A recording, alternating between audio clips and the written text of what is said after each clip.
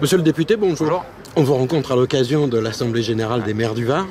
Vous êtes très souvent sur le terrain, mais à l'Assemblée nationale, vous avez pris de nouvelles responsabilités, notamment pour le deuxième volet de la loi de la moralisation. Vous pouvez nous en dire un peu plus ? Oui, cet été, on a voté donc, le premier volet de la loi de moralisation de la vie publique qui concernait les élus, avec la suppression de l'enveloppe de frais de mandat, l'obligation aussi d'avoir un casier judiciaire vierge.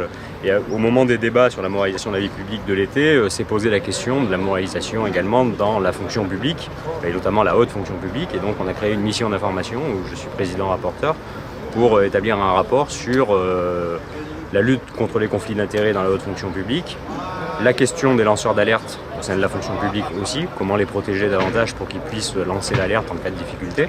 Et on va aussi traiter les problématiques de frais de scolarité dans les grandes écoles pour que quand on paye la scolarité comme un étudiant à l'ENA par exemple qui est rémunéré, que derrière il ait des obligations strictes aussi de servir la nation pendant une durée suffisamment importante pour compenser le fait que l'État lui ait payé ses scolarités. Le candidat Macron a dit pendant la campagne qu'il souhaitait aussi réfléchir au cumul dans le temps.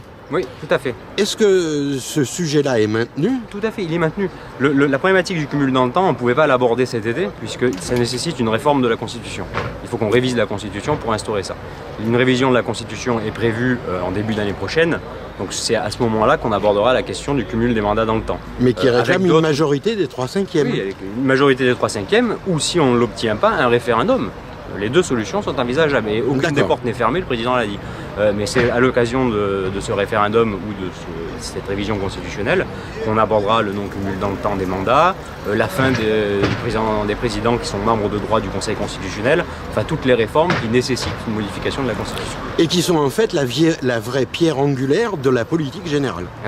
Oui, tout à fait. Mais la Constitution, de toute façon, c'est le texte juridique suprême, en fait. Les lois doivent être conformes à la Constitution.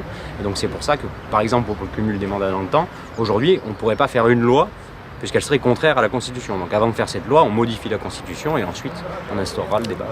Au sein de La République En Marche, vous vous occupez aussi de la sécurité intérieure ? Oui, je suis le porte-parole de La République En Marche sur la mission sécurité intérieure. Donc en fait, cette mission regroupe les budgets gendarmerie, police nationale et sécurité civile. Et donc là, on est en plein débat budgétaire et mon rôle est de porter la parole du groupe majoritaire sur le budget qui a été proposé par le gouvernement.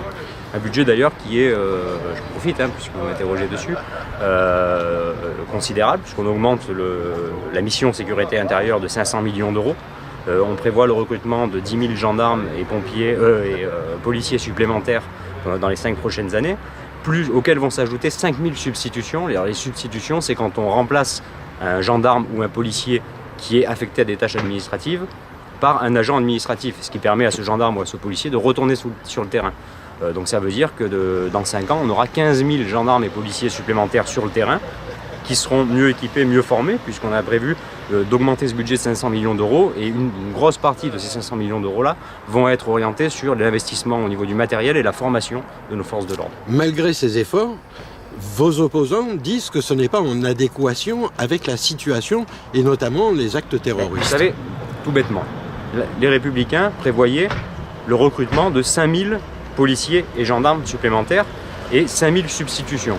Nous, on est sur un recrutement de 10 000 et 5000 substitutions, donc on va plus loin que ce que prévoyaient les Républicains. Jean-Luc Mélenchon prévoyait de revenir au nombre des effectifs qu'on avait avant la RGPP de Nicolas Sarkozy. Ça veut dire qu'il voulait réembaucher en fait entre 5 et 10 000, puisque entre 5 et 10 000 ont déjà été réembauchés sous Hollande. Donc on voit que La République En Marche, finalement, avec ses 15 000 nouveaux policiers et gendarmes, on est le groupe en tout cas qui porte la réforme de la sécurité avec davantage de recrutement que les autres. Donc ils peuvent nous critiquer en disant qu'on ne va pas suffisamment loin, mais en tout cas on va déjà beaucoup plus loin que ce qu'ils auraient fait eux. Eh bien écoutez, je vous remercie, je vous dis à très bientôt. Merci.